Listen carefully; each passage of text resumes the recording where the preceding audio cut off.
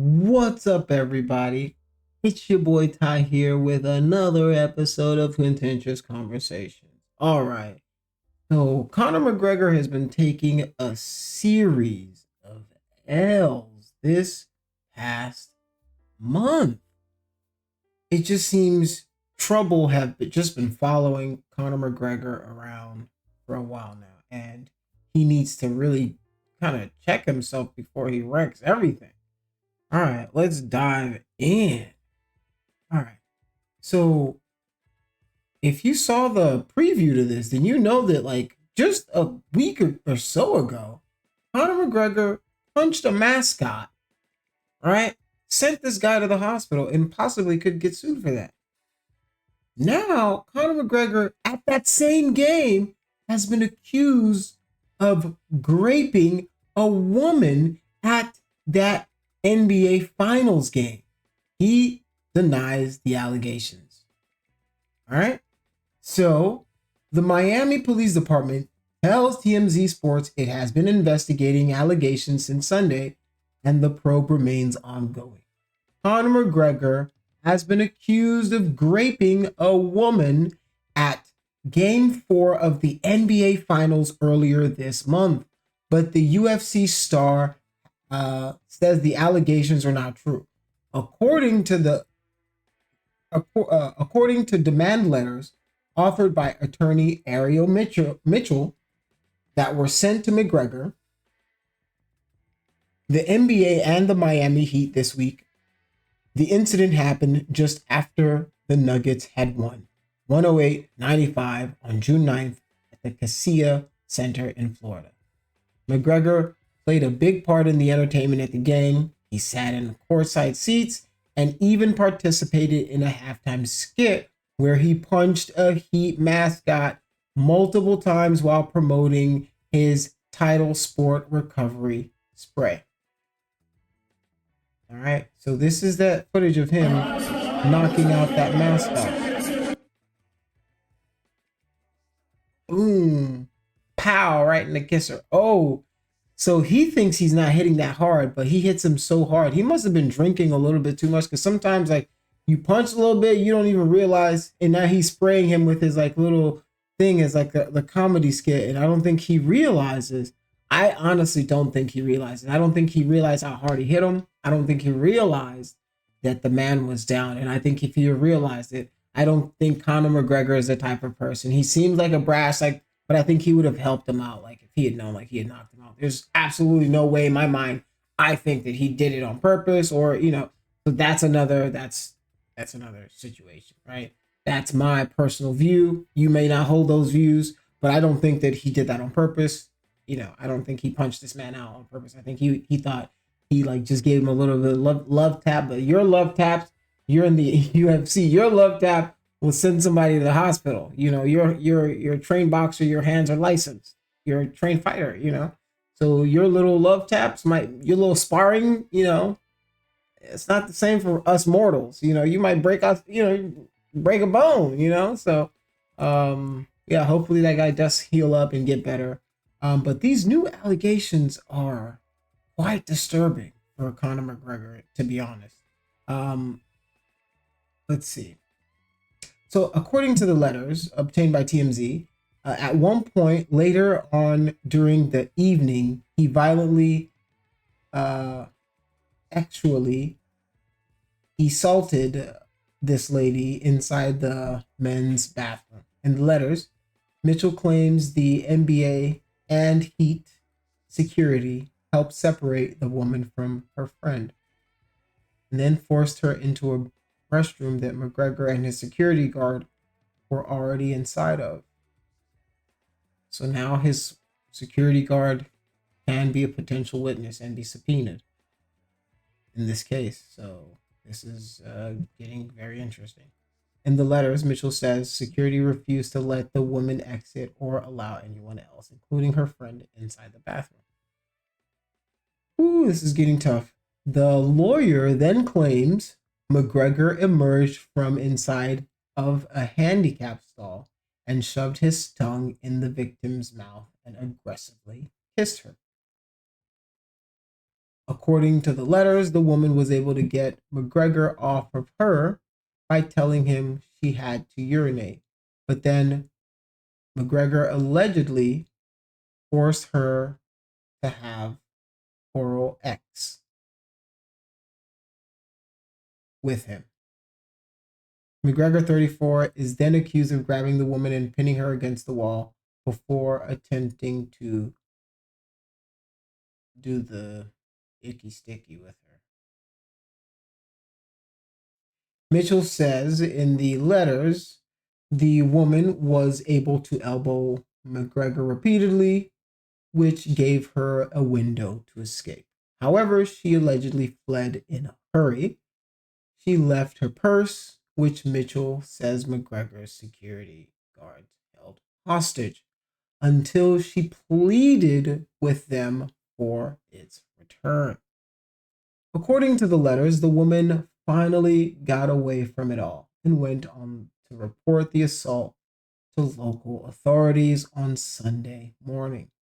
Mitchell tells us an officer then encouraged the woman to seek out an attorney. That's a good idea because you're going to need an attorney because it's going to be your word versus his.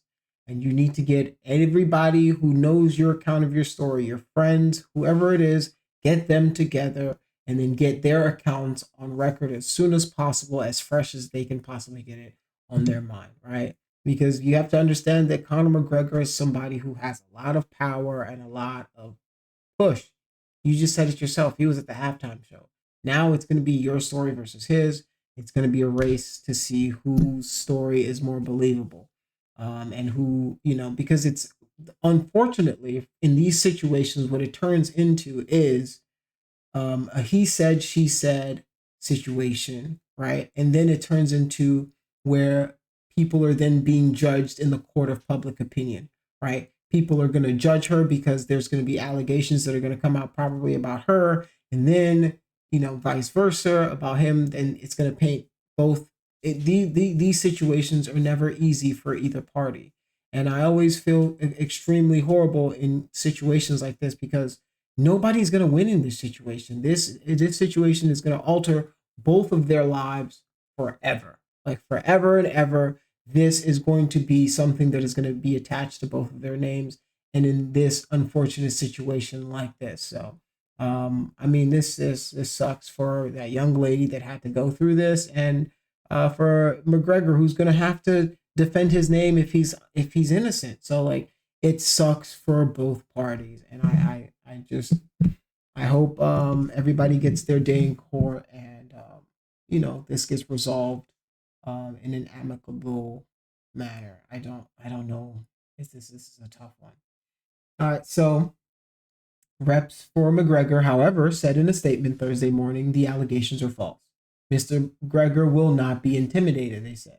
The Heat released a statement Thursday afternoon saying the organization is aware of the allegation and is conducting a full investigation into the matter. The NBA added in a statement of its own, "We are aware of the allegations and are working with the team to gather more information." The UFC also addressed the alleged incidents, saying it too is aware of the claims and is working on getting more information. So, it's gonna be a tough one. It's gonna be a tough one for McGregor to fight. And there is video surfacing around of Conor McGregor and the reported victim. So that's her right there. So it seems that the allegation that they were in the same place. Okay, well, this is proof that they were in the same location. They were in the same area together. This doesn't prove anything other than they were in the same vicinity of each other. That's all this proves right now. So, from this footage. All right. Oh, and then that's him taking her back. Yeah, that doesn't look good. Yeah.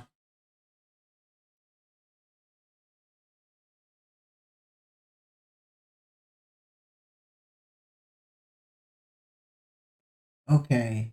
So yeah, it looks like Conor McGregor comes out from wherever he is. This is the restroom from her account. It sounds like that her account of what was happening is what happens. And the now it's going to be a question of if um what the situation was that led to this. And none of us are going to know. It's going to be a he said she said situation, and it's going to be a court case, right? So yeah, this is unfortunate. This is unfortunate. I feel so bad for her because she's in this situation. She's with somebody super famous. He's saying, "Come here." So you're feeling like, "Oh, we're about to go do something," but maybe she doesn't even think that's what they're gonna go do. Maybe she's like, "All right, okay, he's getting me away from this freaking crowd. We're about to go." Like you don't know what's going through her mind, and you don't know what's going through his mind. It just sucks that her friends weren't able to be there to protect her, and nobody was there as an intermediary to stop anything from going any further than it went. And this is an unfortunate situation. So yeah, you can see him clearly holding her, if that's her, and leading her into the bathroom, right? So it looks super weird in this context. We don't know the camera does not follow them into the bathroom. So we don't know from this point on, we are all in the dark. We're all in the dark. We're all in the same place. And we don't know what happens after that. But we do know that her account from here, from previously to here is correct. That he came out and he got her and he pulled her into the bathroom. Right? So this is just unfortunate. This is just sucks. And I feel, it's gonna be interesting. So Conor McGregor's attorney, Barbara uh Lanes, she tells TMZ after the video was released by TMZ that the lawyer now has changed her story. Mr. McGregor welcomes the investigation, which he firmly believes will show the claims against him are false. After not responding to the demand for money made by the claimant's counsel, she turned to the media to apply pressure. This is no more than a shakedown. Okay, so Conor McGregor saying that she's asking for money, and this is like some sort of extortion by this lady or this chick to try to get something from it. And you never know, and that's like I said, this is why you never know what's going on. He's a super famous person. Did she just use that situation to get in there and try to? So TMZ has obtained video that shows McGregor taking his accuser by the hand and leading her into that where she says he assaulted her. The footage was shot inside the Kenyatta Center in Miami at around midnight on June 10th, just after the Nuggets had beaten the Heat in Game 4. I like how they keep rubbing it in, just like how the Nuggets had just beaten the Heat. Sorry about this. This is a serious situation. All right, Game 4 of the NBA Finals on June 6th, June 9th. In the video, you can see McGregor wearing a black tee, leaving a restroom area to speak with a woman in a white shirt. After appearing to exchange words with the woman, McGregor grabs her by her hand and makes a path for her to go with him inside the bathroom. Yeah, man, the video is damning. No, in the sense that it shows that he did come and get her, right? It wasn't like a situation in which they just kind of happened to be like he went seeked her out, and then you can also say, well, she's a grown person who had the freedom to go, no, I'm not going with you, right? So that's another, these things, like I said before, are extremely tough to adjudicate. I'm no lawyer. I am no jury. I am none of that. And I'm just a person who is reading this information and trying to disseminate it the best I can to you guys. All right. let's keep it moving. So yeah, a few seconds later, the restroom door shut without anyone else appearing to go inside. The footage then ends. All right, the sports TMZ Sports broke the story early this week. The accuser's lawyer, Ariel Mitchell, sent a demand letter claiming NBA and Heat security physically forced the accuser into the restroom. Yeah, that didn't look like that. That's not where McGregor proceeded to grape her while security refused to let her exit or allow her friends to come in the bathroom with her. It didn't look like she was forced into the bathroom. It just looked like she just walked into the bathroom. But I don't know. And that's the thing. That's another thing. I don't know if I wasn't there, so like I can't be I'm not on the floor listening to every single thing that was said. And did somebody nudge her on the back or like kind of block? I don't know. I'm not in there. Like until we have that like mind gizmo that they had in Black Mirror where you can see everybody's perspective and stuff. Like we can't know what 100% happened. Right? We're going to rely on hearsay, eyewitness testimony, video evidence if we have it, and we're going to do our best to judge from those situations. And sometimes we don't get it right. Hopefully we've gotten more. Ooh, all right. At one point during their nightclub celebration, Mitchell tells us her client took a selfie video with Conor. Okay.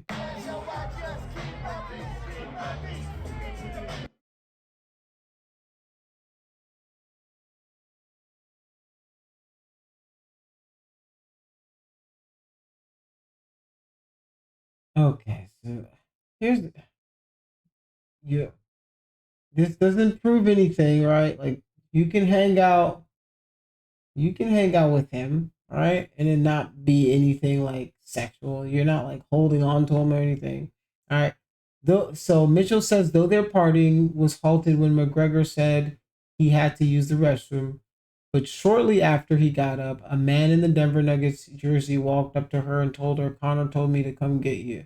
My client was under belief they were leaving and going to the Four Seasons Hotel, as Conor had previously asked her to join him at his hotel room, which is what I said. I always be like, sometimes I'd be like, I have like an intuition because in her mind, she might have been thinking, all right, he's getting me out of this, like, let's get out of here. We're about to go somewhere. And like, that's what she probably thought. Like, we're in the bathroom. What the hell are we doing in the bathroom? Whoa, whoa, whoa. What are you doing, buddy? Like it could have been that kind of situation, right? I don't know. I don't know. You don't know. Don't pretend like you know. You don't know. I don't know either, right? We're just making inferences, right? So we can only be we rely on what we see, what we know, and the eye test and the testimonies from our victim and then his testimony, and see who's telling the truth. And the truth will eventually hopefully reveal itself. Yeah. It's alleged that McGregor then assaulted the woman. My client remembers having no less than 6 drinks. No less. That's a lot of drinks. 6 drinks that night, and has admitted that parts he recalled. Oh, the part, yeah, 6. Hey, 6, you deep in at 6. At 6, you deep in. Okay, here's a word of advice.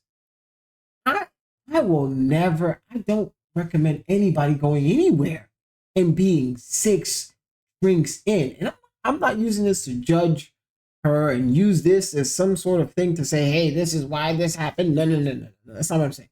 I'm just saying in general, like, yo, people need to learn to control themselves. Like 1 or 2 drinks maximum when you're outside. Like, yo, don't be like 6 drinks in a pub. Like, yo, that's crazy. Like, you can't be sloppy drunk at like who likes to get sloppy drunk at random places with people? That's such a weird thing to me. Like people who just keep till you're like how is that a good time for you? Like a zombie, like a drunk zombie. Like At that point,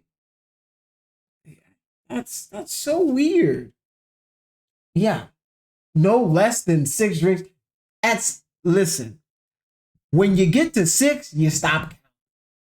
You stop counting. I'm not gonna lie to you. I'm not gonna lie to you. When you get past 6, you stop counting because you're 6. When you used to no less. This is a tough case. This is tough. That night, and hasn't she doesn't recall. My client did not even recall who led her into the bathroom until seeing this video. See, that's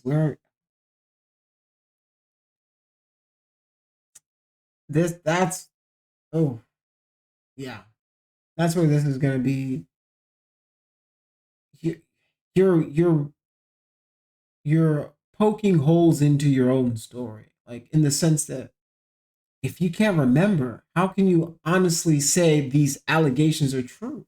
Like that's why you shouldn't be 6 drinks in. This is so sad because if this really happened to you, you're gonna find it hard for a jury to get on your side because you put yourself in such an inebriated situation that you don't even remember who led you until you saw it. How can you know that the things that you're saying happened by this person that you said did it to you? It's just like a simple. That's like a simple like question that like any defense attorney, would just ask. Be like, yo, if you don't remember who, I could be like, okay, when you got into the bathroom, the footage cut off, and then Connor left, and then somebody else came in and did what like that. That's literally how it. That's just simple logic, right? So don't. Oh my goodness, this is horrible. This is a horrible situation.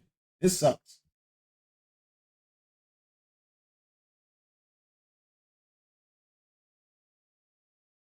Meanwhile, TMZ Sports on Thursday, the cops say they've been investigating the allegations since June 11th, and a probe remains ongoing. Ooh,